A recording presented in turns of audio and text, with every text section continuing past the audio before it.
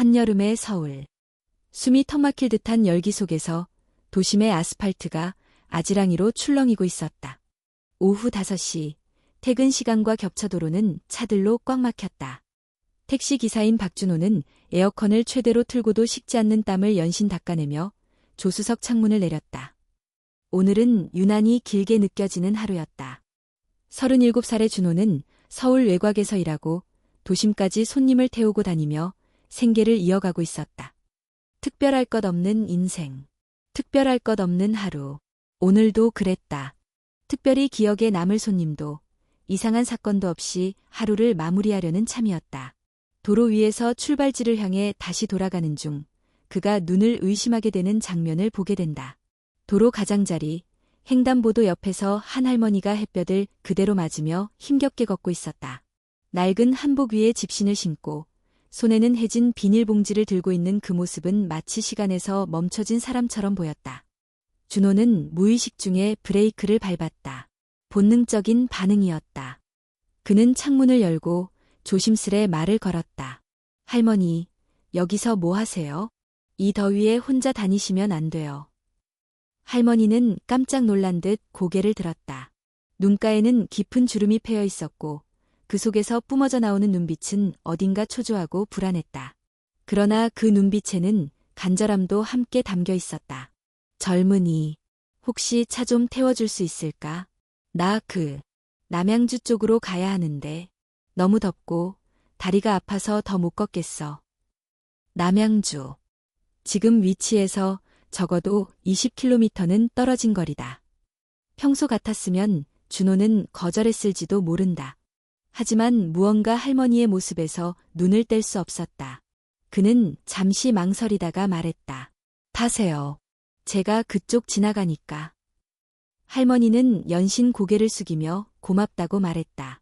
그녀가 뒷좌석에 앉는 순간 차 안의 공기는 어쩐지 낯선 긴장감으로 바뀌었다. 할머니는 말이 없었고 그저 자신의 봉지를 꼭 끌어안은 채 창밖만 바라보았다. 할머니, 혹시 누구 만나러 가시는 거예요? 준호가 조심스럽게 물었다.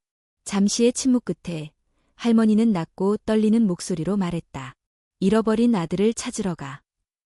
그 말에 준호는 핸들을 잡은 손에 힘이 들어갔다.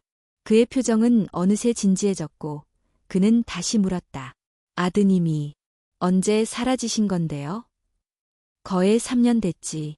마지막으로 들은 소식은 남양주 공단에서 일한다는 거였어. 그 이후로는 아무 소식도 없어. 아무도 도와주지 않아서 그냥 내가 직접 가보려고. 준호는 가슴 깊이 뭔가 먹먹한 감정을 느꼈다. 하지만 동시에 이 상황이 어딘가 모르게 이상하다는 생각도 들었다. 세상엔 착한 사람만 있는 게 아니니까. 할머니, 요즘은 위험한 사람들도 많으니까요.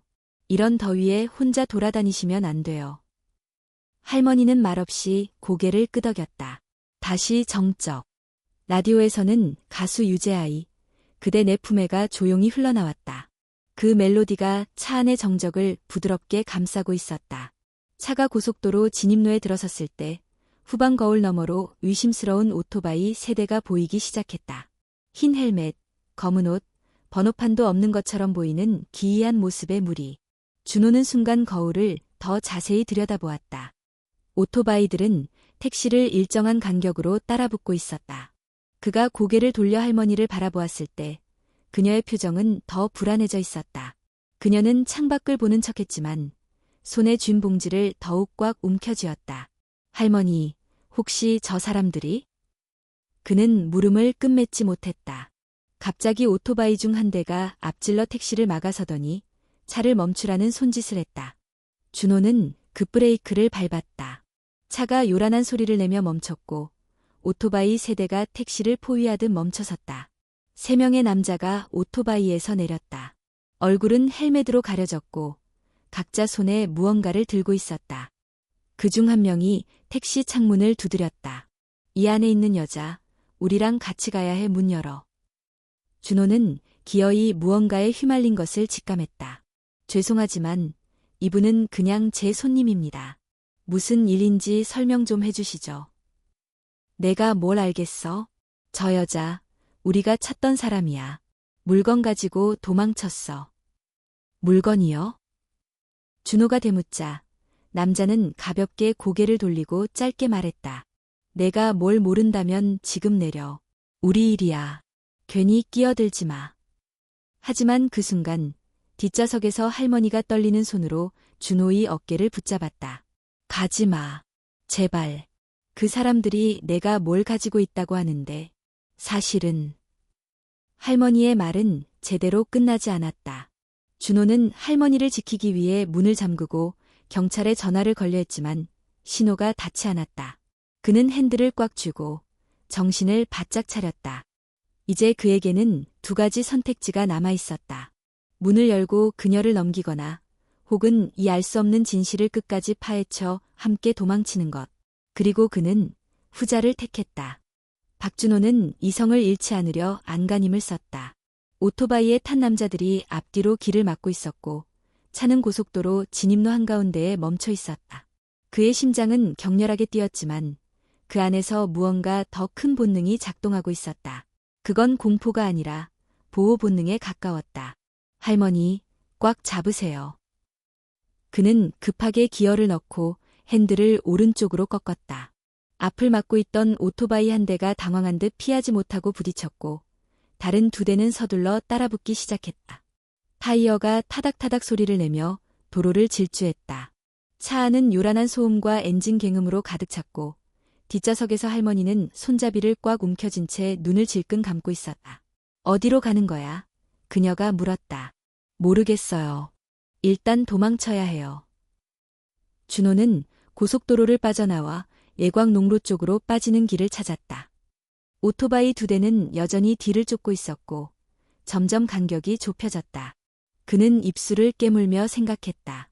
이 상황은 단순한 납치나 협박이 아니다. 저 사람들이 찾는 건 이 할머니가 아니라 그녀가 가진 무언가다. 차는 좁은 산길로 들어섰고 순간적으로 두 오토바이가 커브를 돌지 못해 멀어졌다. 이 기회를 틈타 준호는 근처 폐창고로 차를 몰았다. 먼지가 가득한 창고 안 그는 차를 세우고 숨을 골랐다. 괜찮으세요? 준호가 숨을 헐떡이며 물었다. 할머니는 말없이 고개를 끄덕였다. 그녀는 천천히 봉지를 풀어 가방 하나를 꺼냈다. 오래된 가죽 가방이었다. 그 안에서 나온 것은 낡은 노트북, 여러 개의 USB, 그리고 얇은 봉투였다. 준호는 당황하며 물었다. 이게 도대체 뭐예요? 할머니는 그제야 말문을 열었다. 내 아들, 준서가 남긴 거야. 무언가 잘못된 걸 알아버린 것 같았어. 국가 안보와 관련된 무서운 비밀이라고 했어. 그리고 그걸 누군가에게 넘기면 세상이 바뀔 수 있다고 했지. 그럼 아드님이 죽었어. 아니, 그렇게 발표됐지. 하지만 나는 믿지 않아. 유서도 없었고 얼굴도 보여주지 않았어. 시신은 극비리에 화장됐다고만 들었지. 준호는 말을 잇지 못했다. 이것은 단순한 실종이나 사고가 아니었다. 진실을 말하려 했던 누군가가 침묵당한 것, 그리고 그 어머니가 마지막 퍼즐 조각을 들고 남겨진 것이었다. 그런데 왜 지금에서야 움직이신 거예요? 3년 동안 숨어 있었어. 조용히 지켜봤지. 누가 감시하고 누가 거짓을 퍼뜨리는지. 하지만 이제 나도 더 이상 침묵할 수 없어. 그 애가 지키려 했던 진실을 세상에 보여주려 해. 준호는 창밖을 보았다. 밖은 어둑어둑했고 아무도 없었다. 그는 결심한 듯 고개를 끄덕였다. 저 사실군 복무할 때 특수통신 보안 훈련을 받은 적이 있어요. USB들 한번 확인해 볼 수 있어요. 내용이 어떤 건지 정확히 알아야 다음 계획도 세울 수 있지 않겠어요? 할머니는 잠시 망설였지만 이내 노트북과 USB를 조심스레 그의 앞에 밀어놓았다. 준호는 조심스럽게 전원을 켜고 첫 번째 USB를 연결했다. 화면에는 익숙한 시스템 폴더가 떴고 폴더 속에는 날짜별로 정리된 여러 개의 암호화된 문서와 영상 파일들이 존재했다. 그는 자신이 기억하는 해독 소프트웨어를 사용해 하나를 열었다. 영상이 재생되기 시작했다. 회의실로 보이는 공간. 몇 명의 남자들이 앉아 있었고 그중 하나는 얼굴을 반쯤 가린 채 중대한 어조로 말했다. 우리가 감시하는 건 시민이 아니야. 정보야. 그들이 알면 불안해질 정보. 이해하지 못할 진실. 우리의 임무는 그들을 지켜주는 것처럼 보이게 하는 거야. 영상은 끊겼다. 준호는 소름이 돋았다. 그는 다시 USB의 파일 목록을 훑었다. 어떤 파일에는 외교 문서, 어떤 파일에는 통화 녹음, 어떤 파일에는 민간인 정보 수집 로그가 있었다. 이건 진짜 큰일인데요. 할머니는 눈을 감고 조용히 말했다. 그러니까 애를 그렇게 만든 거지. 잠시 후 휴대폰 진동이 울렸다. 준호가 확인하자 낯선 번호에서 문자가 도착해 있었다. 너 너무 깊이 들어갔다. 멈추지 않으면 다음은 너다. 그는 할머니를 바라보았다. 할머니, 이건 이제 저 혼자 감당할 수 없는 일이에요. 언론이나 믿을 만한 누군가에게 도움을 받아야 해요. 할머니는 고개를 끄덕이며 말했다. 그래, 나도 그렇게 생각했어. 그래서 이걸 너한테 맡긴 거야. 준호는 그제야 깨달았다. 그는 단지 우연히 마주친 운전사가 아니었다. 그는 이야기의 다음 전달자였다. 그리고 이제 선택은 그의 몫이었다. 박준호는 밤을 새워 USB 안의 파일을 정리하고 분석했다. 그 안에는 단순한 데이터 이상의 것이 들어있었다. 회의록, 녹취록, 위조된 행정문서, 정부 고위 인사의 개인 계좌 정보, 그리고 일부 영상 파일.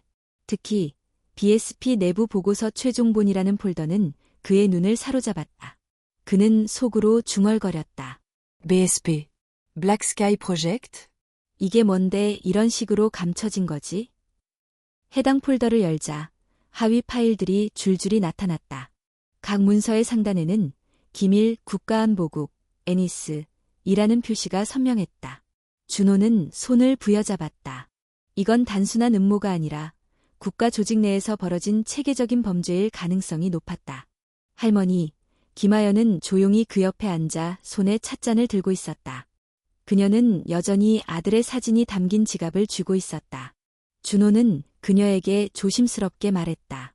이 파일들, 언론에 넘기기 전에 진짜라는 증거가 필요해요. 조작이라고 몰아가면 끝이에요. 혹시 믿을 만한 기자나 변호사 없으세요? 김하연은 고개를 천천히 저었다. 이 일은 오래된 거야. 그땐 누구도 믿을 수 없었어. 하지만 한 명, 내 동기 중 하나가 있어. 지금은 기자가 됐지. 한때는 정보기관 출신이었고 지금은 JTBC에서 탐사보도팀장을 하고 있어. 이름은 정태균. 준호는 자리에서 일어나 노트북을 가방에 넣었다. 그럼 당장 만나러 가요. 이런 정보는 더 오래 숨겨둘수록 우리만 위험해져요. 그날 밤 그들은 가짜 번호판을 단 렌터카를 타고 서울로 향했다. 고속도로에서 시내로 진입할 때 준호는 다시 백미러를 유심히 봤다. 이번엔 수상한 차량은 없었다. 정태균 기자는 평소에는 강남 본사에서 일하지만 최근 모처에 머물고 있다는 연락을 받았다. 용산의 한 고서점 지하실, 그곳이 그가 지정한 비공식 접선 장소였다. 도착한 곳은 오래된 책 냄새와 먼지가 가득한 공간이었다. 그리고 그곳에서 중년의 남자가 둘을 기다리고 있었다. 정태균. 날카로운 인상에 묵직한 목소리를 가진 그 남자는 하연을 보자마자 굳은 얼굴이 풀렸다. 하연. 정말 내가 이걸 들고 나타날 줄은 몰랐어. 하연은 짧게 고개를 숙였다. 준서가 남긴 거야. 난 이제 도망치는 거 그만하려고. 정태균은 준호를 바라보며 손을 내밀었다. 젊은이는 누구인가? 그냥 지나가던 택시 운전사였습니다.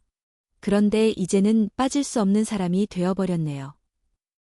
세 사람은 지하실 테이블에 앉아 USB의 일부 파일을 열었다. 정태균은 화면을 보며 놀라움을 감추지 못했다. 이건 단순히 국가 기밀 수준이 아니야. 이건 체계적인 국민 감시 프로그램이야. BSP. 블랙스카이 프로젝트는 군정보기관 대기업이 공동으로 운영한 정밀감시 계획이야. 시민들의 온라인 활동, 금융거래, 심지어 병원 기록까지 실시간으로 수집하고 분석한 데이터베이스지. 공식적으로는 사라졌다고 발표했지만 사실은 더 깊이 숨어들었어. 준호가 물었다. 그런데 왜요? 왜 이런 걸 하는 거죠? 정태균은 허탈한 웃음을 지으며 답했다. 왜긴, 권력을 유지하기 위해서지. 불만이 생기기 전에 제거하고, 반항이 생기기 전에 조작하고, 진실이 나오기 전에 통제하는 거야. 하연은 눈을 감고 중얼거렸다. 준서가 말했어. 엄마, 우리가 모르는 진실이 가장 위험해. 그 말이. 이제야 실감이 나. 정태균은 자리에서 일어나 금고에서 백색 파일 하나를 꺼냈다. 안에는 수년간 자신이 모아온 내부 제보 자료가 들어있었다. 이걸로 조합하면 너희가 가진 자료는 완벽한 폭로가 될 수 있어. 그런데 문제는 뭔데요? 준호가 물었다. 우리가 이걸 세상에 알리기 전에 그들은 먼저 움직일 거라는 거지. 말이 끝나기도 전에 지하실문 밖에서 발소리가 났다. 정태균은 손짓으로 모두를 조용히 시켰다. 그리고 CCTV 모니터를 확인했다. 낯선 남자 2명이 서점 안으로 들어오고 있었다. 검은 정장, 무표정한 얼굴, 귀에 꽂힌 이어피스. 그들이다. 정태균이 속삭였다. 하연, 준호, 지금 바로 뒷문으로 나가. 난 시간을 벌게. 하연이 거절하려 하자 정태균은 단호한 눈빛으로 말했다. 내가 그동안 준비한 게 헛되지 않으려면 둘 다 반드시 살아서 이걸 세상에 보여줘야 해. 뒷문은 좁고 어두운 계단으로 이어졌고 두 사람은 숨죽이며 빠져나왔다. 바깥은 비가 오기 시작했다. 도로에 나서자 준호는 다시 핸드폰을 꺼냈다. 하지만 또다시 화면에 뜨는 문자는 경고였다. 넌 이제 너무 깊이 들어왔다. 후회하지 마라. 하연은 고개를 숙이며 말했다. 정태균, 끝까지 우릴 지켜주는구나. 그 사람도 준서처럼 진실을 믿었던 거야. 준호는 조심스럽게 대답했다. 우린 이제 되돌아갈 수 없어요. 이건 단순한 사건이 아니라 정의와 침묵의 싸움이에요. 그리고 그 싸움은 이제 막 시작되었다. 서울을 벗어난 것은 새벽 3시였다. 비는 여전히 쏟아지고 있었고 차창 밖으로는 도심의 불빛이 점점 멀어져 갔다. 박준호는 핸들에 집중하며 입술을 굳게 다물고 있었고 김하연은 조수석에서 말없이 봉투 하나를 열었다. 안에는 아들 이준서가 남긴 마지막 유서가 손글씨로 적혀 있었다. 엄마, 내가 옳은 길을 가고 있는지 모르겠어요. 하지만 침묵하는 순간 나도 그들과 같아진다고 생각했어요. 혹시 내가 무슨 일이 생기더라도 제발 이걸 세상에 전해주세요. 하연은 편지를 조용히 접어 가슴에 넣었다. 눈물은 흘러내리지 않았다. 대신 얼굴에 단단한 결의가 자리 잡았다. 준호 씨, 우리 강릉으로 가요. 거기 우리 작은 외삼촌이 살던 집이 있어요. 지금은 비어있지만 한동안 머물기에 안전할 거예요. 알겠습니다. 내비게이션 없이 갈 수 있죠? 기억해요. 어릴 때 여름마다 갔던 곳이라 길이 익숙해요. 차는 강원도로 향했고 해가 떠오르기 전해진 산골 마을에 도착했다. 낡은 한옥, 마당에 잡초가 무성했지만 벽과 지붕은 아직 튼튼해 보였다. 하연이 열쇠를 꺼내 문을 열자 먼지 냄새와 함께 오랜 시간 멈춰있던 시간이 그들을 맞이했다. 당분간 여기가 우리 은신처가 될 거예요. 준호는 재빨리 인터넷이 없는 것을 확인하고 노트북과 USB들을 안쪽 방에 숨겼다. 이어서 주방의 가스 연결을 점검하고 근처 시장에서 생필품을 사올 계획을 세웠다.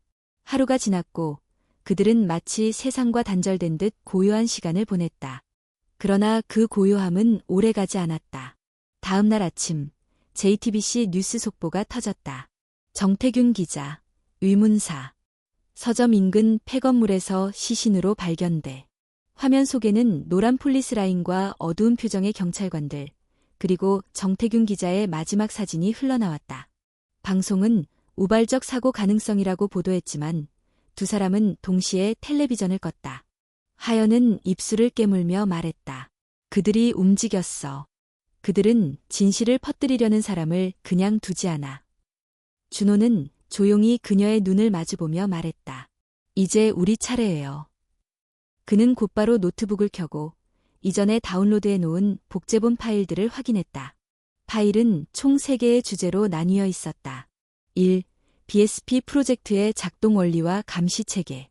2. 국내외 정치인, 기업과의 거래 내역. 3. 내부 고발자의 증언 및 영상 자료. 이 정보를 어떻게, 누구에게 전달할 것인가. 그것이 그들의 다음 과제였다. 메이저 언론사는 이미 감시 대상일 거예요. 기자들도 위험할 수 있고 서버도 털릴 수 있어요. 하연은 조용히 한 장의 명함을 꺼냈다. 이 사람은 어때요? 유튜브 독립탐사 채널 운영자예요.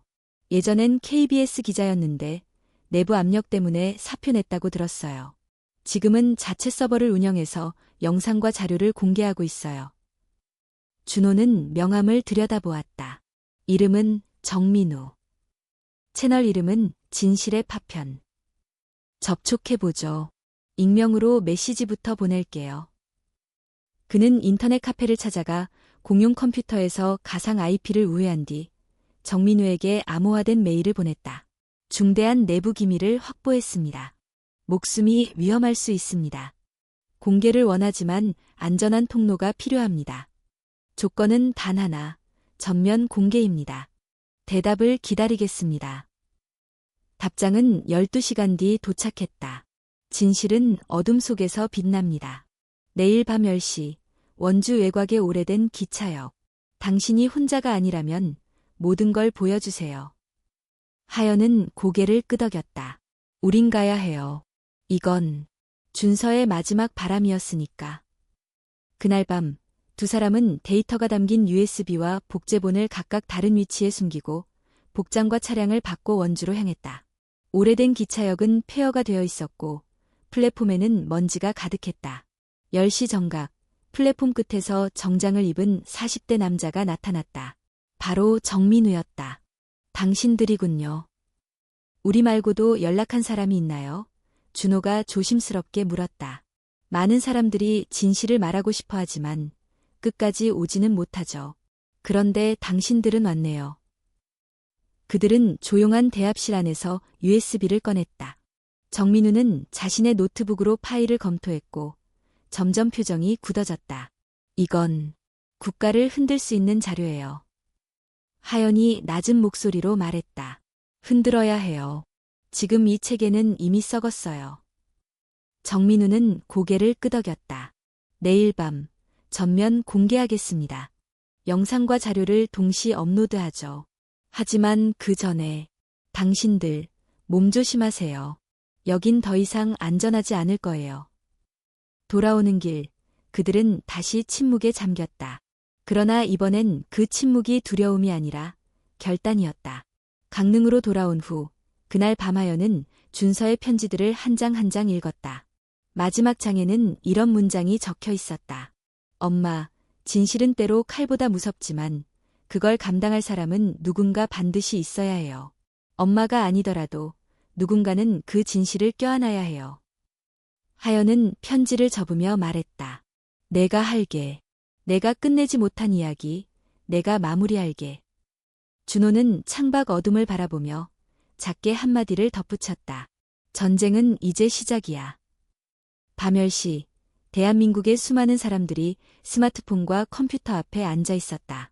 진실의 파편 유튜브 채널은 정민우가 예고한 대로 대한민국 현대사 최대 내부 고발이라는 제목의 생중계 카운트다운을 시작했다.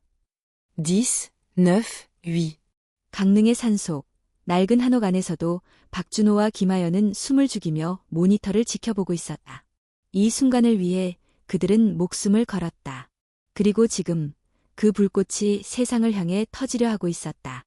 카운트다운이 끝나고 화면이 전환되었다. 정민우는 검은 배경 앞에 앉아 정중한 어조로 말했다. 오늘 우리는 침묵이 무엇을 숨겨왔는지 보여드릴 것입니다. 이 영상과 함께 공개될 파일은 수천 페이지에 이르는 내부 문서, 회의 녹취록, 영상 증거, 거래 내역입니다. 그리고 이 모든 자료는 단 한 사람의 용기 있는 선택에서 시작되었습니다. 그 이름은 이준서입니다. 카메라가 정면으로 전환되었다. 화면에 이준서의 사진이 비쳤다. 말끔한 양복 차림, 약간은 긴장된 표정. 그 위에 자막이 떴다. 고 이준서, 1989-2021, 진실을 지키다 사라진 이름. 영상은 곧이어 기밀 영상과 문서를 보여주기 시작했다. 군과 정보기관, 대기업이 시민의 데이터를 수집하고 조작하는 장면. 음성 녹음에는 익숙한 이름의 정치인이 등장했고, 조작된 여론조사 결과와 미디어 매수 계획이 고스란히 담겨 있었다. 정민우의 설명이 이어졌다. 이 프로젝트의 이름은 블랙스카이 프로젝트, 줄여서 BSP. 표면적으로는 국가 안보를 위한 빅데이터 분석이라 주장했지만, 실제로는 정권 유지와 특정 기업 집단의 이익을 위한 수단이었습니다. 이 시스템은 언론, 사법, 행정에까지 영향을 미쳤으며 그 과정에서 수많은 개인의 삶이 감시되고 조종당했습니다. 영상이 끝난 후 정민우는 마지막으로 덧붙였다. 이 자료는 지금 이 순간부터 전 세계 40개의 독립 미디어와 암호화 서버를 통해 공유됩니다. 더 이상 이 진실은 지워지지 않을 것입니다. 그와 동시에 링크가 화면 아래 떠올랐다. 문서 다운로드, 녹음 파일, 영상 기록이 모두 포함된 압축 파일이었다. 댓글창은 터지듯 폭주하기 시작했다. 이게 나라냐. 이준서, 잊지 않겠습니다. 믿을 수가 없어. 이거 진짜면 대통령도 알고 있었다는 거잖아. 실시간 다운 중, 백업 중, 미러링 중. 1시간도 지나지 않아 대한민국 포털 사이트의 실시간 검색어는 상위 10개 모두가 BSP 관련 용어로 도배되었다. 공중파 뉴스는 당황한 듯 짧은 논평을 내놓았고 청와대는 공식 입장 없이 침묵했다. 그러나 그 침묵은 오래가지 않았다. 다음 날 아침 서울중앙지검은 긴급 기자회견을 열고 말했다. BSP 관련 자료의 진위 여부를 조사하기 위한 특별수사본부를 구성하였습니다. 동시에 국가기밀 유출 혐의로 관계자 추적에 착수했습니다. 공식 입장은 이중적이었다. 조사하겠다면서도 동시에 자료 유출을 위법으로 규정한 것이다. 그날 오후 박준호의 휴대폰으로 정민우에게서 연락이 왔다. 서버 하나가 털렸어.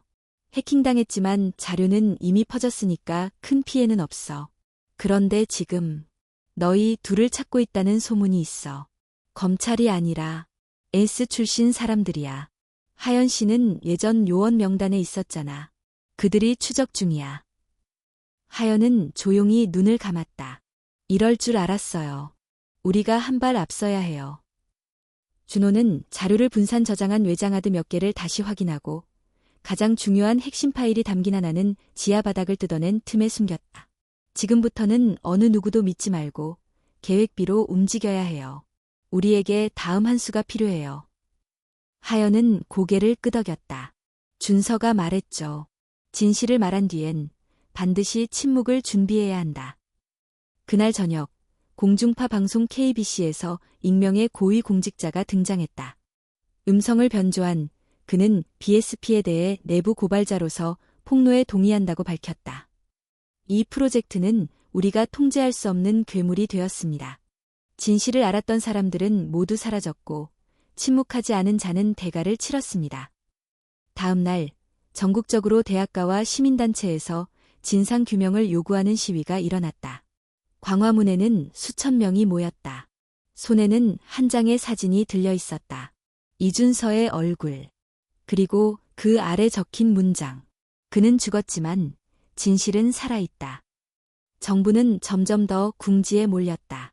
그러나 그 어딘가에서 누군가는 여전히 분노하고 있었다. 이 모든 것이 계획된 것이 아니라고, 이 모든 것이 위조된 것이라고 믿게 만들려는 세력이.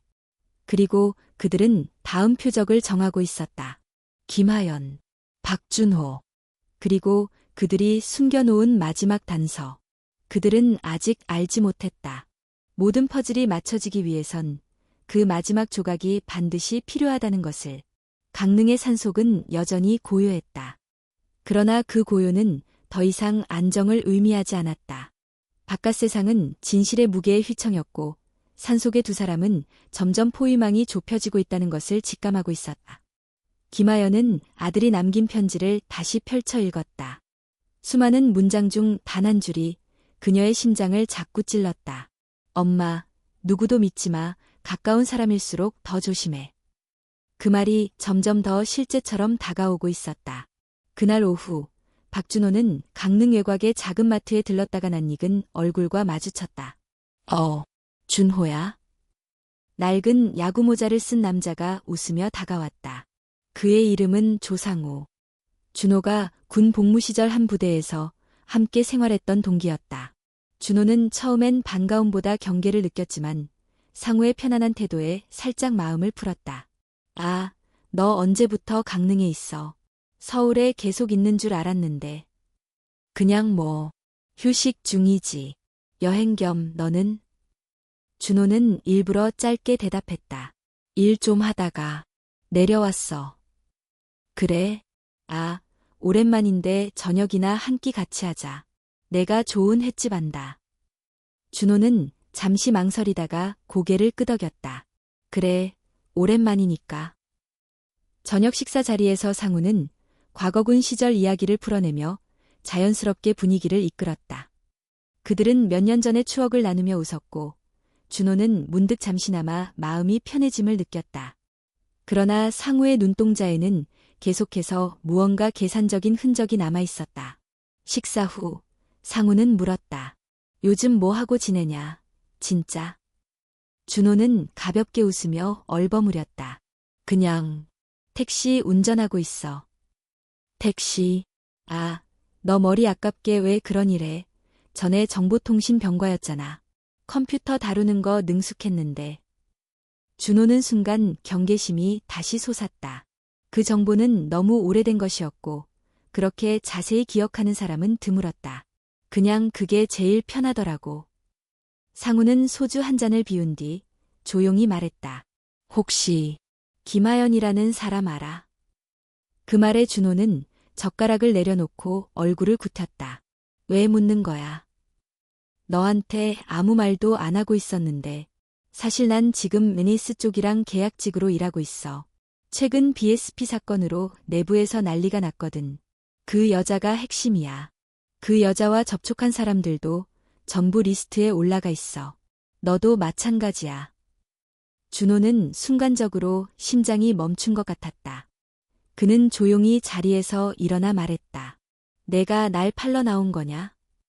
상우는 손을 내저었다. 아니야, 그런 거 아냐. 오히려 너한테 기회를 주려고 온 거야. 하연이 그 여자. 솔직히 말해서 위험해. 그녀가 가진 자료도 전부 조작 가능성이 크다고 있어는 보고 있어. 지금이라도 그녀와 거리를 두고 협조하면 너는 빠질 수 있어. 준호는 피식 웃었다. 내 윗선이 믿는 건 조작이 아니라 통제야. 그는 자리에서 완전히 일어나 가방을 들고 나가려 했다. 상우는 마지막으로 덧붙였다. 준호야. 세상 바뀌지 않아. 너만 손해보게 돼. 그래도 그렇게 살고 싶으면 말리지 않겠다. 준호는 대답하지 않고 조용히 가게를 나섰다. 산속집으로 돌아온 그는 숨을 몰아쉬며 문을 잠갔다. 하연은 그를 보자마자 이상함을 감지했다. 무슨 일이야? 우릴 찾는 사람이 바로 내 옛 동기였어. 이미 강릉까지 감시망이 퍼졌어. 하연은 고개를 떨구었다. 그럴 줄 알았어. 더 이상 여기도 안전하지 않아. 그들은 짐을 최소화했다. 노트북, 백업 USB, 간편한 옷까지. 그리고 무엇보다도 그 증거의 원본. 이제 어떻게 할 거예요? 하연이 물었다. 준호는 단호하게 말했다. 강릉항으로 가요. 배를 타고 일본으로 건너가요. 도쿄에 있는 국제언론단체 사무소에 직접 자료를 넘기는 거예요. 한국 안에서는 더 이상 이 자료를 믿고 다룰 수 있는 기관이 없어요. 그날 밤, 그들은 몰래 산을 내려와 강릉항에 도착했다. 작은 어선 하나를 빌려 새벽이 되기 전에 떠날 계획이었다. 그러나 부두에서 그들을 기다리고 있는 그림자가 있었다. 검은 승합차, 무표정한 남자들, 그리고 그 앞에 다시 나타난 조상우. 준호야. 내가 말했지. 여기까지 오지 말라고. 하연은 USB를 꼭 쥐며 한 걸음 뒤로 물러났다. 준호는 하연을 앞으로 막으며 말했다. 우린 그냥 떠날 거야. 아무 일도 없었던 것처럼. 싸울 생각도 없어. 상우는 고개를 저었다. 너무 늦었어. 그 순간 어두운 하늘 위로 조용한 발걸음이 들려왔다. 반대편 부두에서 또 다른 사람이 등장했다. 정민우였다. 내가 올 줄 몰랐지? 그는 카메라가 장착된 장치를 들고 있었다. 생중계가 시작되고 있었다. 국민 여러분, 지금 이 순간 2명의 내부 고발자가 정부 요원에 의해 체포될 위기에 놓여 있습니다. 이 장면은 조작되지 않았고 실시간으로 전송되고 있습니다. 상우는 당황하며 말했다. 꺼. 당장 꺼. 그러나 너무 늦었다. 수천 명의 시청자가 접속 중이었고 댓글이 폭주하고 있었다. 지금 뭐야? 이거 생방이야? 잡히면 안 돼요. 도와줘요. 경찰도 기자들도 이 신호를 감지했고 현장으로 이동 중이었다. 결국 상우는 고개를 떨구며 말했다. 물러나. 오늘은 여기까지만 하자. 그는 사람들을 이끌고 떠났고 정민우는 숨을 몰아쉬며 말했다. 이제 확실해졌어. 진실은 무기야. 우리가 그걸 손에 쥐고 있다는 사실만으로도 그들은 두려워해. 하연은 가만히 바다를 바라보며 말했다. 하지만 이 무기는 우리 목숨을 걸어야만 쓸 수 있어요. 그리고 새벽, 그들은 배에 올랐다. 목적지는 오직 하나. 세상의 진실을 무너뜨릴 수 있는 마지막 문 앞. 새벽 바다 위, 어선은 잔잔한 물살을 가르며 동쪽으로 나아갔다. 박준호는 조타석에 앉아 계속해서 레이더와 GPS 신호를 확인했다. 모든 것이 조용했다. 그러나 그 침묵 속에는 긴장이 팽팽히 감돌고 있었다. 김하연은 갑판에 서서 바다 너머 어렴풋이 밝아오는 동쪽 하늘을 바라보고 있었다. 차가운 바람이 옷깃을 스쳤지만 그녀의 눈빛은 흔들리지 않았다. 그들이 향하는 곳은 일본 후쿠이현의 작은 항구. 국제탐사보도 연합 일본 지부가 비밀리에 운영하는 거점이 그곳에 있었다. 이 바다를 건너면 모든 게 끝날 수 있을까요? 하연이 조용히 물었다. 준호는 고개를 저었다. 아니요. 시작이겠죠. 하지만 적어도 우리가 더 이상 혼자가 아니라는 건 분명해요. 그때 무전기가 잡음을 내며 깜빡였다. 정민우의 목소리가 작게 들려왔다. 들립니까? 위치는 확인됐습니다. 일본 측 연락자들이 항구에서 대기 중입니다. 조심하세요. 일본 해상보안청은 아직 우리가 도착하는 걸 공식적으로 알지 못합니다. 절대 무단 입항으로 보이면 안 됩니다. 알겠습니다. 준호는 짧게 응답한 뒤 무전기를 껐다. 몇 시간 후 어선은 일본 영해에 접어들었다. 멀리서 흐릿하게 등대가 보였고 그 아래 작은 부두에는 한 무리의 사람들이 서 있었다. 하연은 고개를 들고 그들을 바라보았다. 양복 차림의 남성들 사이에 유일하게 한 여성 기자가 눈에 띄었다. 그녀는 카메라를 어깨에 메고 있었고 손에는 국제보도연합의 배지를 달고 있었다. 배가 도착하자 일본 측 인사가 한국어로 말했다. 김하연 씨, 박준호 씨 맞으시죠? 저희는 도쿄본부의 요청을 받고 이곳으로 나왔습니다. 따라오시죠. 안전한 장소로 안내해드리겠습니다. 하연과 준호는 말없이 고개를 끄덕이며 땅을 밟았다.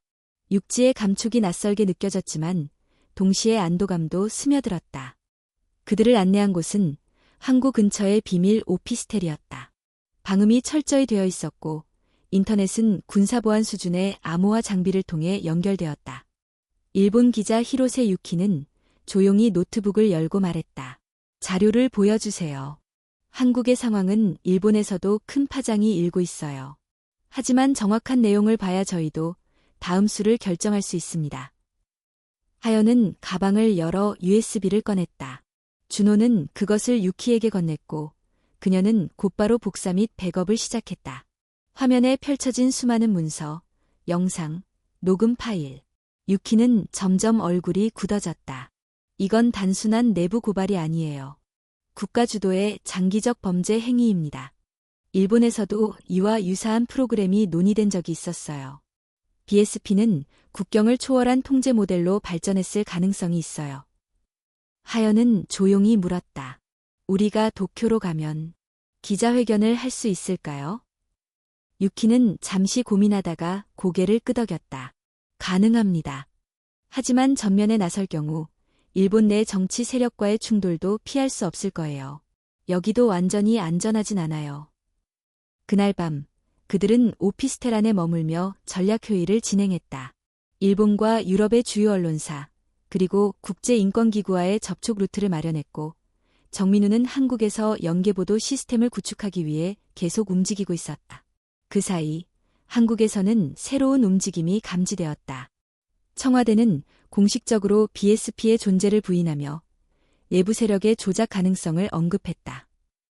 동시에 NES는 김하영과 박준호에 대해 인터폴 적색수배 요청을 공식 발행했다. 그들이 우리를 국제범죄자로 만들려 하고 있어요. 준호가 말했다. 그럴수록 우리는 더 빨리 움직여야 해요. 하연은 고개를 끄덕였다. 이튿날, 그들은 도쿄로 이동했다. 공공장소 대신 은밀한 스튜디오에서 국제기자단을 상대로 비공개 브리핑을 열었다. 10개국에서 온 기자들이 질문을 쏟아냈고, 하연은 조용하지만 단호한 목소리로 진실을 전했다. 제 아들은 국가의 이름 아래 감시와 조작의 실험 대상이 되었습니다. 그는 저항했고 결국 사라졌습니다. 그리고 저는 이 자리에서 말합니다. 침묵은 끝났습니다. 기자회견이 끝난 후 일본 HK와 영국 BBC, 미국 PBS, 프랑스 엘리몬드가 연계보도 계획을 발표했다. 파일은 다국어로 번역되어 각국의 주요 언론 사이트에 업로드될 예정이었다. 그러나 그날 밤 도쿄 중심가의 한 호텔에서 한 명의 외국인이 하연에게 접근했다. 그는 미 국무부의 외교관이라 소개하며 이렇게 말했다. 당신의 행동은 용감했습니다. 하지만 이 정보는 생각보다 훨씬 더 큰 전선을 건드리고 있어요. 단순히 한국의 문제가 아닙니다. 지금은 멈추는 것이 현명합니다. 하연은 조용히 웃었다. 그럼에도 불구하고 우리는 앞으로 나아갈 겁니다. 외교관은 잠시 그녀를 바라보다가 명함 한 장만 남기고 떠났다. 명함 뒤에는 손글씨로 이렇게 쓰여 있었다. 진실에는 대가가 따릅니다. 그걸 감당할 준비가 되어 있기를 바랍니다. 그날 밤, 하연은 준호와 함께 옥상에 올라 도쿄의 야경을 바라보았다. 수천 개의 불빛 사이로 사람들의 삶이 이어지고 있었다. 이 도시에도 우리가 모르는 진실이 숨겨져 있겠죠, 하연이 말했다. 준호는 고개를 끄덕였다. 하지만 오늘 우리가 밝힌 진실은 누군가에겐 용기의 불씨가 될 거예요. 그들은 서로를 바라보며 조용히 손을 맞잡았다. 내일 그들은 전 세계가 지켜보는 가운데 마지막 진실을 공개할 것이다. 그리고 그 진실은 어느 국가도 어느 권력도 되돌릴 수 없는 것이 될 것이다. 도쿄 시부야의 중심에 위치한 한 보안 스튜디오. 검은 커튼 뒤편, 조명이 천천히 켜졌다. 정민우가 디지털 영상 장비 앞에 앉아 전 세계 12개 언어로 동시 통역되는 생방송 송출을 준비하고 있었다. 김하영과 박준호는 조용히 화면 앞에 섰다. 이들은 이미 전 세계 언론의 관심을 한 몸에 받고 있었다. 영국 BBC, 프랑스 엘리몬드, 미국의 PBS, 일본 HK, 그리고 독일 ZDF까지. 진실은 이제 국경을 넘는 흐름이 되었고 막을 수 없는 강이 되었다. 방송 시작 10분 전, 하연은 자신의 손에 쥐어진 흰 종이를 바라보았다. 원고는 단 3장. 그러나 그 안에 담긴 말들은 3년 동안 그녀의 심장을 쥐어뜯은 기억이었다. 하연 씨, 준호가 조심스럽게 말했다. 정말 괜찮겠어요? 얼굴을 공개하면 돌이킬 수 없어요. 하연은 고개를 끄덕였다. 이미 오래전에 돌이킬 수 없는 선택을 했어요. 이제는 끝까지 가야죠. 정민우가 손을 들어 올렸다. 5분 전입니다. 긴장하지 마세요. 전 세계가 듣고 있습니다. 조명 아래 카메라에 빨간 불이 켜졌다. 숨을 고른 김하연이 입을 열었다. 저는 김하연입니다. 3년 전 제 아들 이준서는 정부의 비밀 프로젝트 BSP의 내부 고발자로서 진실을 세상에 알리려 했습니다. 하지만 그는 사라졌고 저는 긴 시간 동안 침묵했습니다. 오늘 저는 그 침묵을 깰 것입니다. 이어 그녀는 USB 속 핵심 문서의 요약을 읽어내려갔다. 누가, 언제, 어떻게 감시 시스템을 구축했고 그 시스템이 국민을 어떻게 조작해왔는지, 문장 하나하나가 무거웠고 전 세계 수백만 명의 시청자들은 숨을 죽였다. BSP는 단지 한국의 문제가 아닙니다. 이 시스템은 여러 국가와 협력하에 글로벌 통제 네트워크로 확장되고 있었습니다. 우리는 단지 시작점에 서 있을 뿐입니다. 정민우가 화면을 전환했다. 실시간으로 유출된 문서와 녹음 파일, 관련자들의 증언이 한 편의 다큐멘터리처럼 이어졌다. 각국 언론은 이를 실시간으로 동시 송출하며 자국 정부의 반응을 기다리고 있었다. 첫 번째로 움직인 것은 미국이었다. 국무부는 즉각적인 조사를 약속하면서도 미확인 문서에 대한 확인 절차가 필요하다며 태도를 모호하게 유지했다. 일본 정부는 한국 내 정치적 갈등에 대한 외부 개입은 없다는 공식 입장을 냈다. 유럽의 몇몇 국가들은 더 적극적이었다. 독일과 노르웨이는 자체 조사를 시작하겠다고 발표했고, 프랑스는 국제 디지털 인권 재단과의 협력 가능성을 언급했다. 하지만 반격은 곧 다가왔다. 방송 종료 1시간 후, 일본 내 하청 언론을 통해 자료 일부 조작 가능성 제기라는 보도가 나왔다. 동시에 한국 검찰은 김하영과 박준호를 국가기밀 해외 유출 혐의로 공식 기소했다. 외교 루트를 통한 신병 인도 요청도 일본 정부에 전달되었다. 정민우는 빠르게 움직였다. 우리가 예상한 반응이에요. 이제부터는 국제 여론의 흐름을 이용해야 합니다. 하연은 조용히 입을 열었다. 그들은 진실이 아니라 통제를 잃는 걸 두려워하고 있어요. 그날 밤, 그들은 도쿄 외곽의 한 컨테이너 하우스로 이동했다. 정민우가 미리 준비해둔 대피처였다. 철제 벽 사이에서 두 사람은 마지막 결단을 내려야 했다. 정면으로 맞설 거예요? 준호가 물었다. 하연은 대답하지 않고 손에 쥔 오래된 노트 하나를 꺼냈다. 준서가 남긴 수기 노트였다. 그 안에는 단순한 정보 외에도 그의 내면과 두려움, 그리고 마지막 결심이 적혀 있었다. 그가 남긴 건 증거가 아니에요. 철학이에요. 우리는 단지 데이터가 아니라 정의의 방향을 선택하고 있는 거예요. 그 순간 컨테이너 벽에 진동이 울렸다. 누군가 바깥을 두드리고 있었다. 준호가 조심스럽게 문틈을 열어보니 낯선 중년 여성이 서 있었다. 그녀는 명함 하나를 내밀며 말했다. 저는 스위스 제네바에서 온 인권위원회 소속입니다. 귀하의 사례는 디지털 인권 유린에 해당한다고 판단되어 보호 요청을 위해 왔습니다. 하연은 잠시 망설이다가 문을 열었다. 그녀의 눈앞에는 세 개가 있었다. 이제는 도망이 아니라 공식적인 보호 속에서 싸울 수 있는 무대였다. 저희는 국제보호를 신청하고 싶습니다. 그리고 전 세계 앞에서 이 진실을 끝까지 증언할 겁니다. 스위스 측 요원은 고개를 끄덕였다. 모든 서류는 준비되어 있습니다. 귀국은 불가능하겠지만 전 세계가 당신의 편에 설 수 있도록 도울 겁니다. 다음 날 두 사람은 도쿄를 떠나 제네바로 향했다. 기내에서 하연은 마지막으로 아들의 편지를 꺼내 읽었다.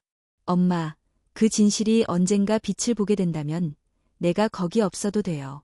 누군가 그 불을 지키고 있다면 그걸로 충분해요. 하연은 눈을 감았다.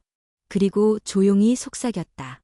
너의 진실은 지금 살아있어. 스위스 제네바, UN 유럽 본부.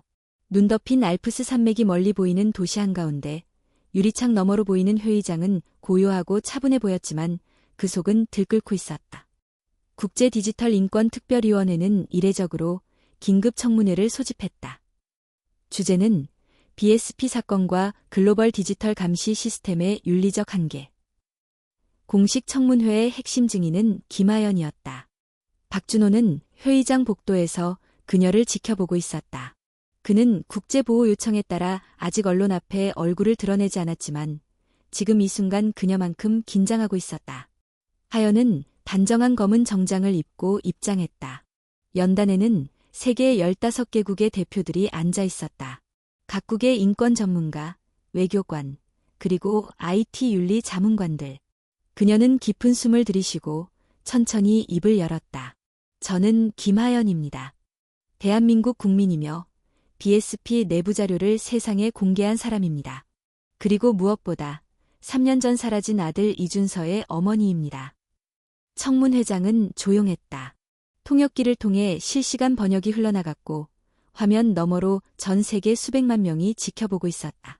BSP는 단순한 감시 프로그램이 아닙니다. 그것은 데이터 기반의 사회 통제 실험이었고 실제로 수많은 사람들의 삶에 영향을 주었습니다. 저희 아들은 그 진실을 알렸고 그 대가로 죽었습니다. 몇몇 위원은 고개를 숙였고 어떤 이는 그녀의 진술을 꼼꼼히 받아 적었다. 그러나 한 위원이 손을 들고 질문했다. 그는 미국 출신의 보안 자문관이었다. 김 씨, 당신이 제시한 자료는 충격적이지만 전부 사실이라고 확신하십니까? 해킹되거나 조작되었을 가능성은 완전히 배제할 수 있습니까? 하연은 흔들림 없이 대답했다. 모든 자료는 저희 아들이 생전에 직접 수집하고 정리한 것입니다. 저희는 일본과 유럽의 독립보안 전문가들로부터 검증을 받았습니다. 그 보고서는 사무국에 제출되어 있습니다. 또 다른 위원이 말했다. 그렇다면 질문을 바꾸겠습니다. 이 정보를 공개함으로써 국가안보와 외교관계에 끼칠 수 있는 피해에 대해 고민해 보셨습니까? 하연은 잠시 침묵한 뒤 조용히 말했다. 정의가 국가를 위협할 수는 없습니다. 국가가 정의를 두려워한다면 그 체계는 이미 병든 것입니다. 그 말이 회의장 안에 퍼지자 통역사들의 음성도 잠시 멈췄다. 누군가는 한숨을 쉬었고 누군가는 박수를 치려다 멈췄다. 그러나 그녀의 진술이 끝나고 퇴장한 후 회의장 바깥은 뜨겁게 달아올랐다. 각국 언론은 영웅인가 선동자인가라는 이중적 프레임으로 보도했다. 어떤 이는 그녀를 투사로 불렀고 또 어떤 이는 자국 기밀을 해외에 유출한 위험 인물이라고 주장했다.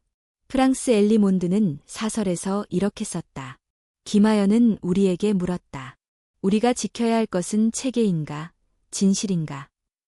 하지만 같은 날 미국 보수 언론에서는 정반대의 논조가 실렸다. 디지털 시대의 마녀 사냥. 김하연은 정보 조작의 가능성을 외면한 채 감성에 기대어 정의를 설득하려 한다.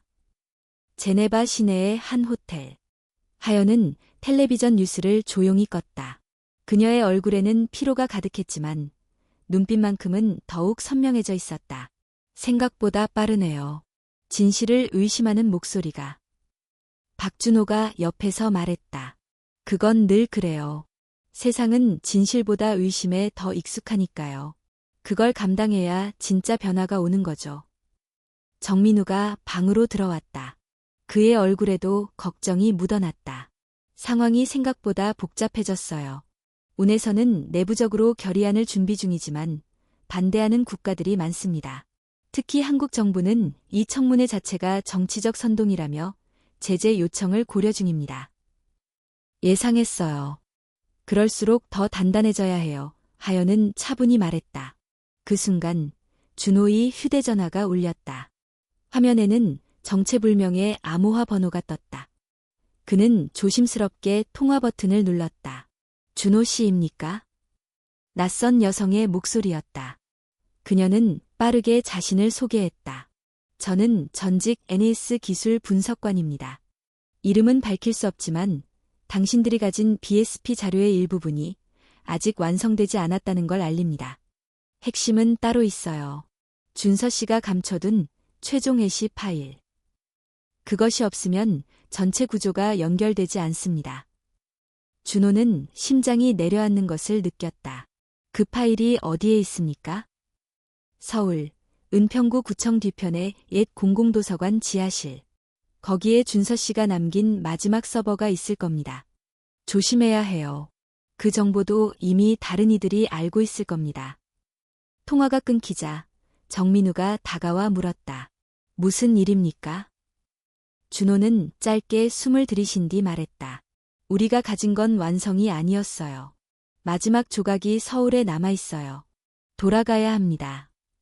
하연이 조용히 말했다. 그럼 이제 진실의 끝으로 가는 길이 시작되는 거네요. 그들은 서로를 바라보며 다시 한번 결정의 문턱에 섰다. 제네바의 보호 속에 남아 안전을 택할 것인가? 아니면 다시 위험의 한복판으로 돌아가 진실을 완성할 것인가? 그 선택은 단지 자신들의 운명만을 바꾸지 않을 것이었다. 그것은 세상의 기억을 완성하는 선택이기도 했다. 대한민국 서울, 은평구. 겨울의 찬 공기가 도시 전체를 조용히 뒤덮고 있었다. 박준호와 김하연은 변장한 채 공공도서관이 폐쇄된 옛 건물 앞에 섰다. 이곳은 평범한 시민들에게는 버려진 공간으로 보일 뿐이었지만 지금 이 순간 그들에게는 모든 퍼즐의 마지막 조각이 숨겨진 장소였다. 저 아래에 준서가 남긴 마지막 서버가 있어요. 준호는 숨을 고르며 말했다. 하연은 담담한 표정으로 고개를 끄덕였다. 그 아이는 끝까지 준비해두고 있었네요. 자기 목숨이 사라질 걸 알고도. 철문은 녹슬어 있었지만 자물쇠는 바뀌어 있었다. 누군가 최근 이곳에 다녀갔다는 증거였다. 준호는 휴대형 락픽 장치를 꺼내 조심스럽게 자물쇠를 열었다. 문이 삐걱이며 열리고 어두운 내부로 그들이 발을 들이자 낡은 계단이 지하로 이어졌다. 도서관 지하, 먼지 쌓인 책장 사이에 숨겨진 공간. 그 구석, 벽을 밀자 철제문이 나타났다. 손바닥만 한 전자패드가 설치되어 있었고 준호는 하연이 건넨 노트에서 마지막 힌트를 꺼냈다. Jinseo 1127 trousses. 키패드에 입력하자 철문이 자동으로 열리며 안쪽에 작은 방이 드러났다. 그 안에는 무겁고 단단한 서버 박스 하나, 그리고 그 위에 놓인 메모가 있었다. 모든 건 여기 있다. 이게 공개되지 않으면 진실은 완성되지 않는다. 엄마, 그리고 나를 믿어준 누군가에게 부탁한다. 이건 우리가 누구였는가를 증명하는 마지막 기억이다. 박준호는 서버를 노트북에 연결하고 데이터 전송을 시작했다. 암호화된 파일을 풀기 위해서는 2개의 키가 필요했다. 하나는 이 서버 안에 있었고 다른 하나는 정민우가 보관 중인 백업 키였다. 그 순간 서버 실문 뒤에서 인기척이 느껴졌다. 준호, 조심해요. 하연이 속삭였다. 문이 열리며 검은 옷을 입은 두 남자가 들어섰다. 그들의 눈에는 확실한 목적이 담겨 있었다. 김하연 씨, 박준호 씨, 서버를 내려놓고 따라오시죠. 저항은 무의미합니다. 준호는 노트북 화면을 응시했다. 다운로드 진행률은 아직 68%. 시간이 필요했다. 그는 침착하게 말하며 시간을 벌었다. 당신들, 우리가 가진 게 뭔지 알고 있습니까? 이건 단지 데이터가 아니에요. 전 세계가 보고 있고 이 파일은 자동 백업 중입니다. 우릴 없앤다고 멈출 수 있는 게 아닙니다. 그들 중 한 명이 조심스레 다가오려 했지만 바로 그때 서버실 외부에서 요란한 소리가 들렸다. 문이 부서지며 정민우와 운인권위원회 소속 경호 인원들이 들이닥쳤다. 멈추세요. 국제감시단이 현장을 기록 중입니다. 모든 행동은 세계 법정의 증거로 제출될 것입니다. 순간의 정적 후 검은 옷의 남자들은 무기를 내려놓았다. 박준호는 숨을 몰아쉬며 노트북을 확인했다. 다운로드 100%. 그는 조용히 말했다. 끝났어요. 이틀 뒤 제네바 유엔 본부에서 두 번째 기자회견이 열렸다. 전 세계 수십 개 언론이 모인 가운데 김하연은 마지막 자료의 공개를 선언했다. 화면에는 BSP의 글로벌 버전, 이른바 BSPG의 구조도가 나타났다. 이 시스템은 미국, 중국, 러시아, 일부 유럽 국가들과의 연계로 확장된 초국가 감시망이었다. 심지어 운산하 기구 일부도 자금 지원 및 기술 테스트에 관여한 정황이 담겨 있었다. 그 순간 회의장은 폭발하듯 웅성거렸다. 이 자료는 단지 한국의 문제가 아니라 전 세계 인권 질서와 권력 시스템 전체를 뒤흔드는 내용이었다. 김하연은 조용히 마무리했다. 진실을 말하면 외면당할 수 있습니다. 위험해질 수도 있습니다. 하지만 진실이 침묵되면 우리 모두는 감옥에 살게 됩니다. 저는 오늘 그 침묵을 거부합니다. 박준호는 회견장 한쪽에서 조용히 그녀를 지켜보고 있었다. 그리고 그 순간 그는 알았다. 이 모든 이야기는 이준서의 외침으로 시작됐지만 이제는 전 세계가 응답하는 이야기로 끝을 맺고 있다는 것을. 며칠 후 전 세계 수백만 명이 삽사인 위아어덜루스 해시태그로 연대 선언을 했고 여러 나라에서 디지털 감시의 법적 한계에 대한 개혁 논의가 시작되었다. 김하연과 박준호는 국제인권단체의 보호를 받으며 유럽에 머물게 되었고 이준서의 이름은 UN 디지털 윤리 기념관에 침묵을 깨운 용기로 새겨졌다. 그날 마지막으로 하연은 바람이 부는 제네바 호숫가에 섰다. 그녀는 속삭였다. 준서야, 내가 지키려 했던 세상. 우리가 시작했어. 그리고 그 바람은 아주 멀리, 아주 오랫동안 세상을 감싸 돌았다. 진실은 침묵을 지나 이제 사람들의 기억 속에서 살아 숨쉬기 시작했다.